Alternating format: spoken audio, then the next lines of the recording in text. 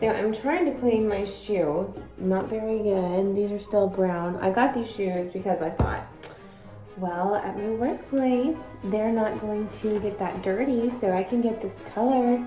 So I did. So for the first one, I used this, whatever, to scrub off the black with my toothbrush. Now I'm gonna use this. This is Fabuloso, mixed with water, and we're gonna see which shoe looks better. And, oh, except for I have a really cheap spray bottle. If you have any tips on how to clean shoes like this, then please let me know. I washed some of mine before, but I'm not really sure how great that is for the, sole quality. But we'll see how this looks when I'm finished.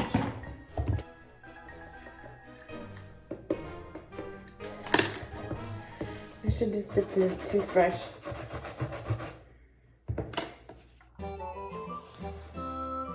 And I got great camera angles. And see then this little shirt. Oh, look at that! You just dip this and then go like that. Or maybe that's white because of the soap scrubbies actually. Let's see. That seemed to actually do better than, and then if it weren't toilet paper, that might actually be another plus. Oh! I just cut my shirt off. I'll show it to you in a minute. I can use this scrap, although it would be better probably if it were like terry cloth, but.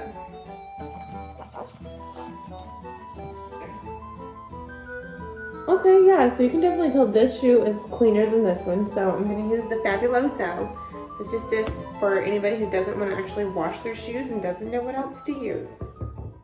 Okay, so this is what I'm wearing. This is the shirt that I cut off.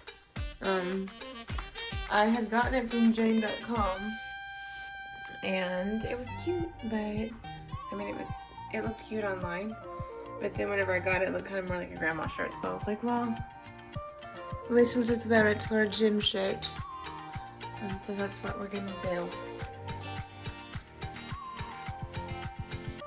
Let's see how it goes. Okay, so I just want to give an example of another shirt. This one I cut differently. I just kind of cut the top.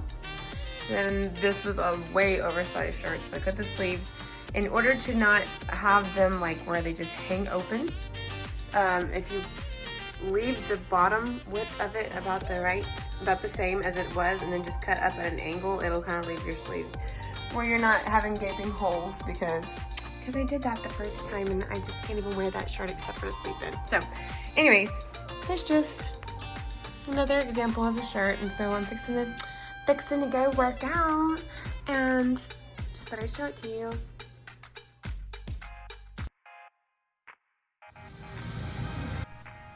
First, we have a lat raise to front raise to upright row.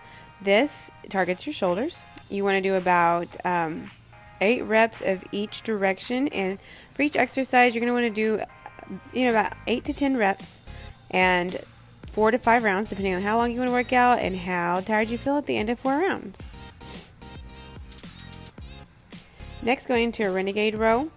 It's basically a straight arm plank. Do a push-up and then row each arm. This is a great total body move, really, because it gets your legs, it gets your glutes, it gets your core, it's getting your back, it's getting your shoulders. So, it's really hitting a lot of places.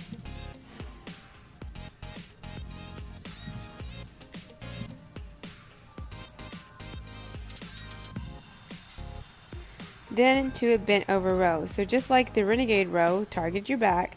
The bent over row is for your back as well. However, it's targeting more only your back. So it's great for hitting those lats. Hollow body rocks. Basically what it says, just put your body into a stiff position and then rock. This really targets your core very, very well.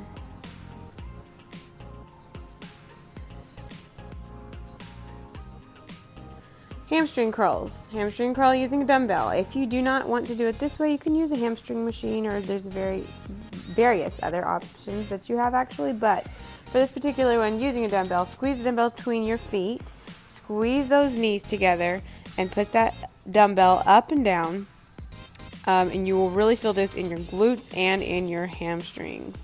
That's hamstring curl.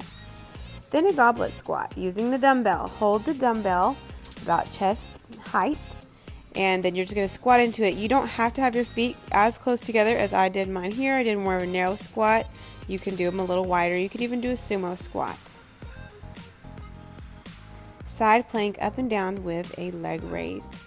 Obviously this is another one that targets a lot of areas. It gets your shoulder, it's getting your obliques, it's getting your glute and the side of your leg. So I hope you enjoyed this little workout.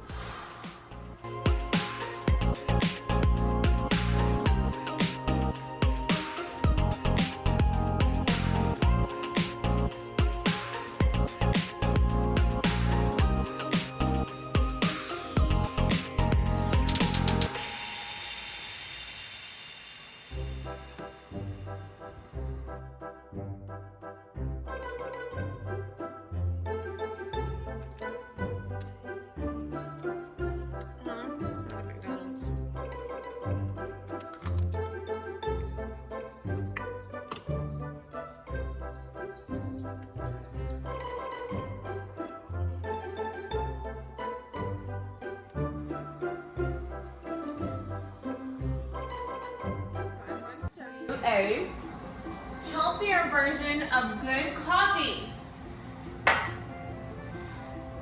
So I was using this, and actually, honestly, I started getting really, like, I just put a little bit because, you know, trying to control sugar and carbs and stuff.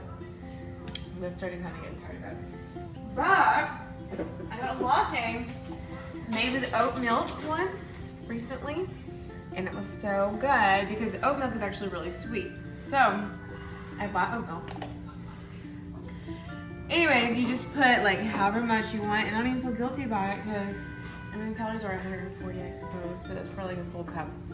So I'm gonna guesstimate that that was about 3 tablespoons-ish, probably not even that much.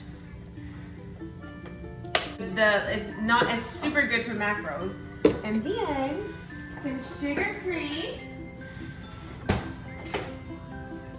vanilla, and just so you know, this has absolutely 0 calories, 0 carbs, 0 everything except for 5 milligrams of sodium, which we don't really give a stink about. Pour it in there, and again, I just put like a tiny bit, don't even need very much. Put it in some of my milk duds. Tip, if you like milk duds, if you like candy, eat 1 piece every 5 hours to satisfy yourself instead of sitting there and eating the whole box. Okay, so anyways, this, I probably could just throw this away, but I'm not going to, but like, whatever. And the thing about this is like, when you look at the ingredients, there are so many ingredients on that just means it's harder to process. So it's hard, I mean, it's highly processed, so it's harder to digest. So the more creamer and stuff like that you use, the more it's gonna stick to your gut. Now on the ingredients of oat milk, actually, there's a little bit more than we thought. If you compared though, this you actually have to use 7 days with an opening. That lasts forever. That's another indication that, okay, for one, actually, so just to be clear, this is the ingredients on it. It says less than 2% of everything except for the oat milk. And then half of it is vitamin A, vitamin D, and vitamin B12. So anyways, my point is the fact that it goes bad in 7 days is more of a real product.